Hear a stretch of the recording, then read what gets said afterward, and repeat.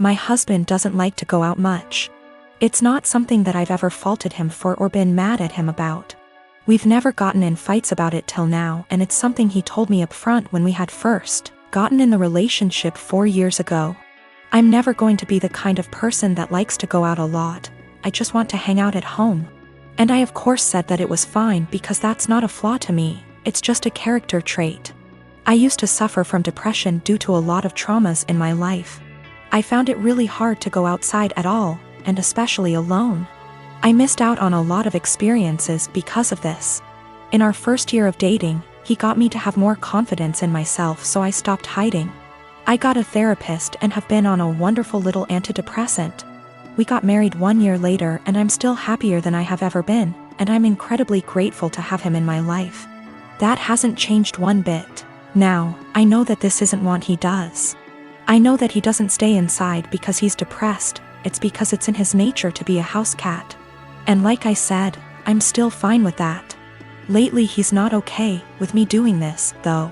If I ask him if he wants to see a movie with me and he said no, or the more common, I don't know, maybe, I'll usually ask him 2 more times, and then if he still says no, or maybe I'll go by myself. It's the same with going out to dinner, taking little classes, etc. We had fun with this at first. I would come home from doing the thing and then I would excitedly tell him what I'd done and the people I'd met. He'd happily listen and hug me and kiss me on the forehead. It was a really beautiful thing. At one point we called it My Little Adventures, and I would take Polaroid pictures and show them to him and then hang them on the kitchen wall. It was a seriously beautiful point in our relationship, and the times that we would go out and take Polaroids together were some of the happiest times in my life. I even made it a point to have us go to things that he liked to do. It was great. It was seriously so great. About 2 years ago I asked him, "Hey, I've been really passionate about learning a language and eventually going to this language's place of origin. Do you want to study it with me and then go there too?" And he said no to the language, but maybe to going with me. Cut to now, and I'm pretty good at this language. I decided about 4 months ago that I am going to this place. I asked he would still like to come with me, and he said no and got kind of upset that I had learned this language without him. "You're the one that's going to know anything. There's really no point in me going." I was kind of taken aback because during the process he was really supportive. I didn't really push it, but I apologized and went somewhere else to clear my head about things, and we were fine later on that day. I bought the tickets for me and my mother to go to the place about 4 weeks ago, and ever since then, things have been really tense. If I ask him to do minor things, like come to the grocery store with me, he gets a bit of an attitude. I can tell that he knows this is ridiculous though, because he'll say sorry almost immediately and be sad and quiet the rest of the time. I've tried to talk to him about what's bothering him, but he keeps either saying that it's nothing and he doesn't want to talk about it, or will tell me not to press it and then get mad and leave. I don't know what to do at this point. Our relationship has been so great, but I can feel things being strained. I can feel him kind of slipping away. I don't know what to do. I thought about buying him a ticket to the place anyway and surprising him, because I really would love it if he could go with me, and I know for a fact it's somewhere he's always been interested in. But I also don't want to force him, because I hate forcing people to do things. However, I also don't want to stop having these experiences for myself just because he doesn't want to. I've never faulted him for wanting to be at home, so why is he faulting me for wanting to be outside? I don't know how to talk to him or what to say. If I have to stop doing things, then I guess I will. But I also feel bad for having to stop, but it's not worth getting a divorce over or having things escalate that bad. I just don't know what to do or where to go from here. We had a bit of a long talk. I'm kind of a mix of exhausted, drained, and excited now. He said he feels like he's drowning in my success. I said I would learn a language, and I did it.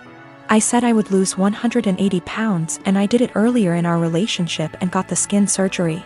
I have a pretty stress-free job, and it's getting to him. He's been trying really hard to just be happy, but it's hard. He understands that it's wrong to feel this way, and between feeling guilty about it and feeling this way at all, it's just been taking its toll. He also has a skin condition that makes him feel cautious of going outside, especially in another country. I never thought this would be the problem, because he's always acted as though it's not a bother to him at all and he doesn't care. He's going to keep trying though. And to seek therapy independent of me because he thinks that he also may really be suffering from depression. Now, I have to say that we do have communication problems. Our friendship, 2 years before dating, started off long distance in Antwerp, so we're still kind of better with text talking than out loud speaking. Sometimes we have a hard time saying when things are bothering us out loud. So we'll text it out and then read off of that text because we find it hard to verbalize, and sometimes we just take things harder than we should. We've agreed to go to marriage counseling and we're making an appointment together tomorrow, so there are good things afoot. For more good news, he's agreed to go on vacation with me and my mother. I messed up in this, too. I like to think that hearing maybe or other apathetic answers instead of just yes or no didn't bother me, but it did. And sometimes, as some people pointed out, I would get kind of passive-aggressive about it. I'd ask him simply because it meant that I tried at times. I'm not proud of it, but it happened. I'm going to work on that more in myself as well. I am a 43 years old female, have been with my partner, he's 50, for 6 years now. We have been living together for 5 of them.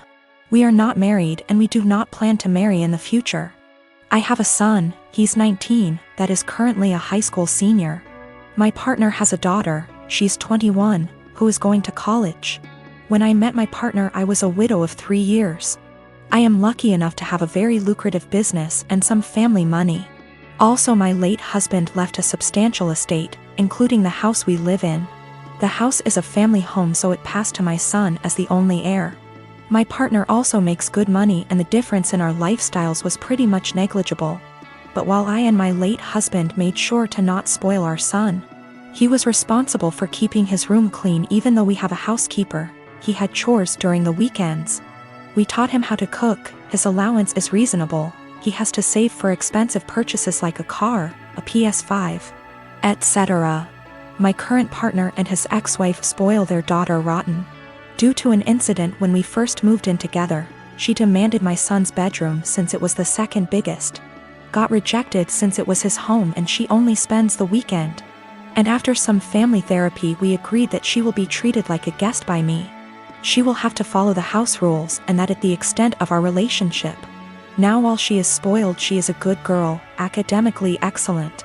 Except for the aforementioned incident, very respectful and just a pleasant young woman. The problem is that I did not know the extent to which my partner spent money on her. He pays some money as rent that I put into my son's college fund and we split the common bills in half. Everything else is our own responsibility, so we don't know much about each other's finances. Now my son is planning to do a tour of East Asia during the summer and I was happy to give him the money to do so, as a gift for getting into a very prestigious college. When my stepdaughter heard about it, she asked her dad to pay for a tour of Europe, since he didn't send her on one after she got into college. He agreed because he never says no. But he came to me asking me to lend him close to $30,000 because he can't afford the trip on his own. I am not even giving that much to my son and his plane tickets are more expensive. I refused. I said that since this wasn't an emergency, he can save and send her on the trip after she graduates college. Now he is not talking to me, saying that I am choosing favorites. I have no relationship with his daughter, so I don't know how that even is applicable. And that I am putting money over his happiness and relationship with his daughter. I can easily afford to lend him the full amount, I just don't want to, because his reasons are not convincing enough. I'm a student. I have a student bank account, where my college gives me money for transport when we had physical classes or scholarship. These kind of bank accounts have no fees, but are age restricted, can't have one if you're over 25, and need an overseer. When I asked the bank about it, they told me it's just a security thing, so I chosen mom because she's more tech savvy than dad. Well, through some incredible luck, I managed to get only top grades last year, so I was awarded a study scholarship. Great! I've been saving it up, looking forward to Worldwide Black Friday, eyeing an amazing drawing tablet. I do digital art on very old intros. The tablet I was eyeing is as big as my monitor. Is a display one and all around amazing. Black Friday rolls in, and Amazon, closest to me, has it in stock at an amazing price. A price I could afford. I was so damn happy, I ordered it. Then I got a notice that the bank refused the card.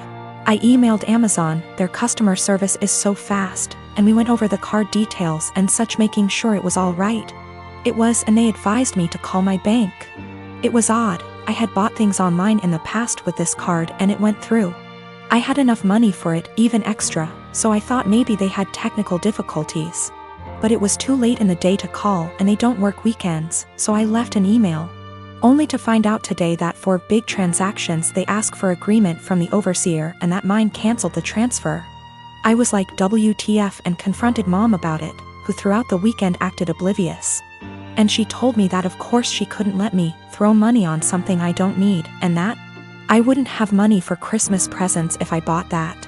Then she had the audacity to ask me what I was planning to get my family this year. I told her that they won't get anything more than a bread shadow from me, and I went to my room and cried on the carpet. I missed out on the offer, I can't afford the tablet anymore, and it's all because Mom wanted Christmas gifts. And no, I won't get her anything. Last year she got me a blouse too small for me that she later took for herself. She can gift herself this year too. Bread shadow, expression for nothing in my language. I'm going to make Dad the overseer and also open an account at another bank, a normal one, and transfer the money in small amounts to that one so I don't bother Dad with it. Also considering asking him just to be for form and the app to be on my phone so I'll be my own overseer. I am an adult in my country, I'm 20, going to be 21 in April. The law asks my parents to support me until I finish my studies, or at least until I'm 26. But I plan on moving out sooner. I'll do gift my sister and Dad, they have nothing to do with the incident and I love them lots. I love Mom too, but can't put up with her attitude any longer. Regarding what I'll give her, not sure yet. She didn't react like that because she got me the tablet already, it's not her character to get me something she can't use. Regarding the gift Dad's planning on, and which she'll claim is from both of them, Dad is going to build a bigger enclosure for my lizard. I may wrap my lizard's old branches nice and gift those to Mom, as per Christmas traditions regarding naughty kids. And she doesn't like my scaly boy at all, so double points I goose. People saying that a drawing tablet is useless. But the question was if I was an A for the way I reacted and my decision to not give her a gift anymore. As it's my money, I literally can do whatever I wish with it, and a display drawing tablet is incredibly useful for an aspiring digital artist as myself. My apartment complex didn't do traditional trick or treating on Halloween. Residents were advised to set out pre-packaged individual candy bags on their patios / front door areas if they wanted to participate, but the traditional knock on door, physically hand strangers candy was not permitted. So, Halloween comes and the kids are all dressed up, and each building has a scheduled time where the kids go door to door. I ended up having to work late, so my neighbor offered to walk my kids around with hers at our building's scheduled time. About 45 minutes later my kids came home with a small bucket of candy. 6 little goodie bags each from individual apartments that participated. Everything was fine. And my kids didn't say anything weird had happened. They were just excited to eat candy once they got home. The next day I took my kids to the park directly across from our apartment complex. My neighbor was there with her kids as well. The kids were playing, and she took out one of those individual goodie bags with candy in it from her purse and started to loudly rummage in it. She ate several pieces of candy, and my daughter eventually noticed. Ran up and asked if she could have a piece, and my neighbor responded, "Nope, this is my tax candy. Remember that this was my reward for taking you trick or treating last night." I was a little weirded out by that statement and asked what she meant. She said that since she is the one who had to take the kids out, she took 5 bags from each of my kids as a tax. Her son then chimes in and said, "You only took 2 bags from us." She responded with, "But I'm your mom. I was doing OP a favor so they get a higher candy tax." I was thinking about how to respond when I noticed that she was holding a Starburst candy and decided to just smile and nod and go back to watching my kids. I let her continue to finish off the bag of candy and then said, "Hey, aren't you vegan? You know a lot of those candies are made with animal products, right?" I explained what gelatin was and how a lot of those candies are made with it. She was horrified, Googles it, and then told her kids that they were leaving. She said something about how she was going to be sick and stormed off. Now she's giving me dirty looks every time we see her and won't let her kids play if she shows up at the park and we are there. My husband thinks I'm an asshole cause I should have either not said anything about the gelatin or said something right away when I noticed. I don't think it's my job to tell a vegan what is and isn't vegan though, and she deserved it for stealing candy from little kids. When we got home from the park after the gelatin incident, I sat my kids down and asked why they didn't tell me that the neighbor took half of their candy. My oldest kid is 6 and my youngest kid is 4. 6-year-old explained that as they went door to door during their designated trick-or-treating time, she would have my 4-year-old grab 2 bags instead of 1 from each apartment for the majority of them. She explained it to my kids that they were grabbing extra bags for her to be handed over at the end as taxation. So either freaking way she was directly taking candy from my kids or taking candy from other kids through mine. As for the authenticity of her vegan sim, I may have exaggerated when I said super vegan when I first posted this.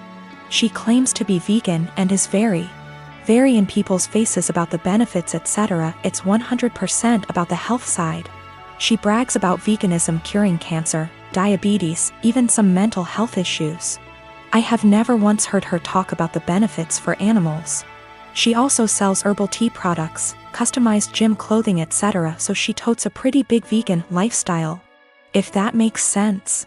Now for the gelatin. She knows what gelatin is, she knows what it's made out of, she knows that there are obvious things that she can't eat. But she had no idea that a lot of candy specifically had gelatin apparently. When I told her that they had gelatin in it, she knew what gelatin was but Googled the candies to see if I was correct. I think she is either really dumb or she eats non-vegan stuff all the time when no one's watching, and had to pretend to be horrified about it at this point. Cause a lot of you guys have pointed out that you literally can't be vegan and not know these things. I'm not vegan, I'm not even freaking vegetarian, and I know these things.